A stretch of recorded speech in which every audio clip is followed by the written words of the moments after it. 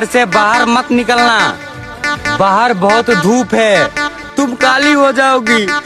बाबू बाबू निकलना घर से बहरिया, मुँह करिया हो जाई। घूमता रोड पे अरिया अरिया, मुँह करिया हो जाई।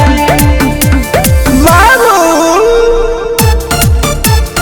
करिया हो जाई। घूमता रोड पे अरिया अरिया, मुँह करिया हो जाई। आज मेकअप लगा के देखावा तारू एक्शन, लग जाई धूप को दी रिएक्शन। लगू देख दिया बुझली।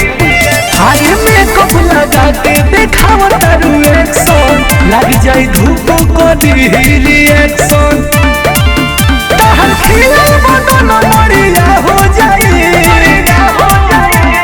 तुम घर से बाहर मत निकलना, बाहर बहुत धूप है, तुम काली हो जाओगी। बाबू बाबू निकलना घर से बहरिया, देह करिया हो जाई। घूमता रोड पे अरिया अरिया, मुँह करिया हो जाई। बाबू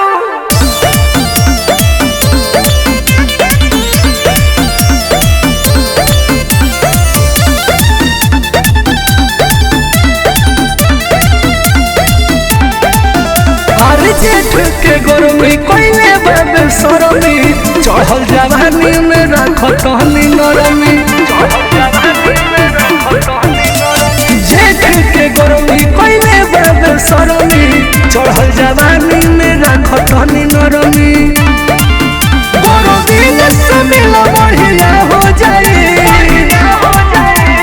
तुम घर से बाहर मत निकलना, बाहर बहुत धूप है, तुम काली हो जाओगी। बाबू बाबू निकलना घर से बहरिया, मुँह करिया हो जाए।